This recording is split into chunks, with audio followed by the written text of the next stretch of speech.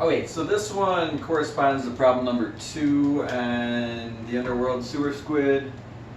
Again, we're still dealing with linear systems here. Any suggestions on a problem like this? This one looks different than the last one for sure. Yes? Like make the x's line up and the y's line up by subtracting the 3x over the other side while adding. Yep.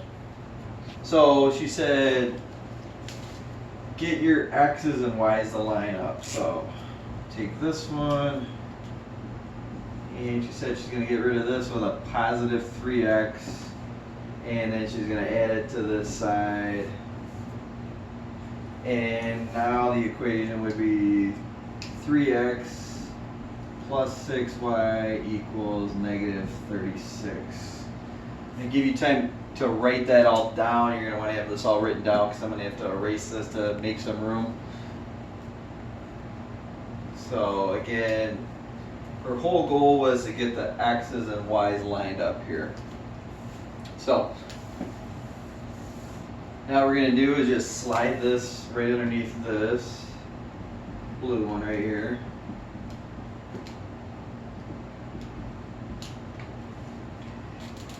And what was nice about the first problem is when it started off with a step that looked just like this, but theirs was a little bit nicer because these were opposite.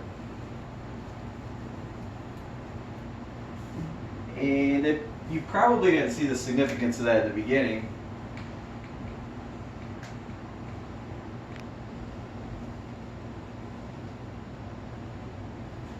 But the significance of it was I did something like this. I said if this one was 54 and this one was negative 36, then if you put a 54 and a negative 36 together, you should end up with 18, or you can say 54 minus 36 is 18. And then we went ahead and did the problem algebraically, but the nice thing about this one was these canceled out, remember? Making it just a 9x, and then that left for a very simple equation. Okay, so this one, however, anybody remember the numbers I erased? I think it was a 6 and a 2, was it? I believe so. We're going to wing it. Well, I better look. Never want to assume anything here. So.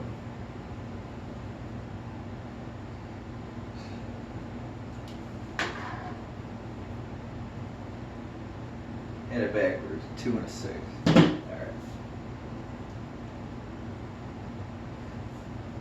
So we just got done seeing on the last problem how nice it was when these were opposite, right? So what you need to do is you need to think about your algebraic rules and try to think of a way that you could make those opposite. So if you don't know what I mean on that, just think about what I'm asking here for a second. So I got this and this are not opposite like they were on the last problem we did. So I want you to think about algebraically how you could get these opposite. Any of you guys figure it out? You want negative 2y to be negative 6y to cancel out, so you have to multiply everything by 3. Perfect. Yep. So she said she's going to multiply by 3. Remember, whenever you do the operations of multiplying or dividing, you have to do it to every single one. So she's looking at this equation right here. And she chose 3 because that will turn this into negative 6y, which is opposite of this. Let me just encourage you, this is one of the tougher topics that you're going to see. This is both an Algebra 1 and an Algebra 2 topic. It's kind of an overlapping topic.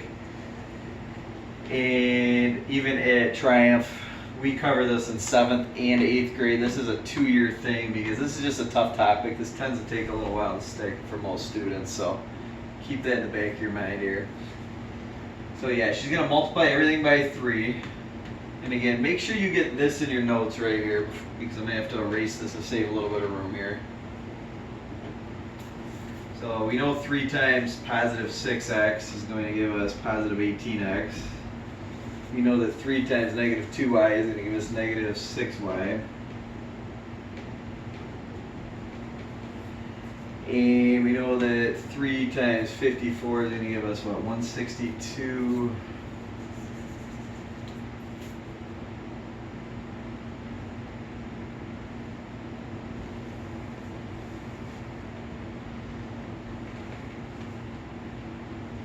So a lot of you, I know from experience, because this is a lot to absorb. This is like, you know, with all the steps we're doing, this is like 3 or 4 problems in one. That's part of the reason I only assigned this assignment this week.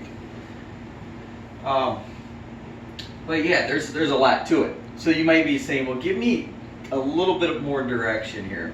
So one of my directions would be this. I would say, get all your x's and y's. Make this your goals right here. If you're still learning this, make this your goals.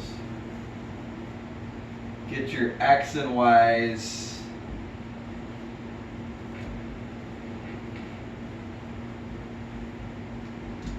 on the left. Just get them on the left. And you also want to line them up.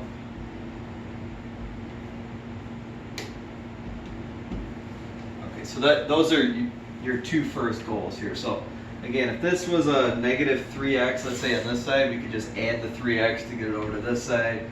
But the main thing is we want our x's and our y's lined up. And then what you want to do is get x's or y's opposite. So we chose to get the y's opposite. From this step right here, if I wanted to, I could multiply everything on the bottom by a negative 6, and it would make my x's opposite. And it's my choice. I can either get the y's opposite or the x's opposite.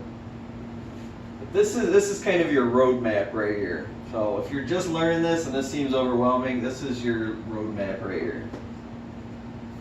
Okay, so keep that in mind. Okay, so now don't even really think about these. Just think of this as an empty box. So this empty box is equal to 162, and this empty box is equal to negative 36. When I combine these 2 boxes together, I should get whatever I get when I put 162 and negative 36 together, correct? Okay, so when I put these 2 together, and give me this. And can anybody tell me what I'm going to get when I put these 2 together?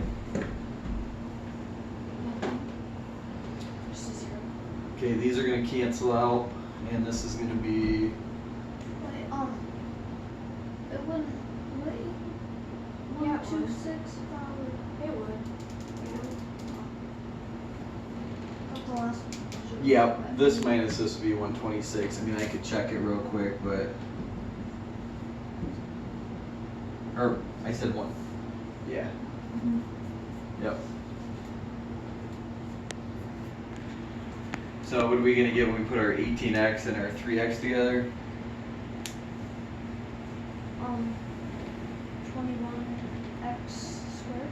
Close, 21x. Oh. And then we have 1 bubble on each side. Usually works best if we just divide by that number. And then we see how many times 21 goes into 126. And it's going to go in 6 times. Then once you get 6, you could go back to the original equations we had or these modified equations as well. Doesn't matter. But once you get this, make sure you get y as well. So you're going to take the 6, you can plug it back in. I'll just plug it into, let's just plug it right into here. And you can plug it into any of the equations that you got along the way. But I'm going to plug it into this one right here.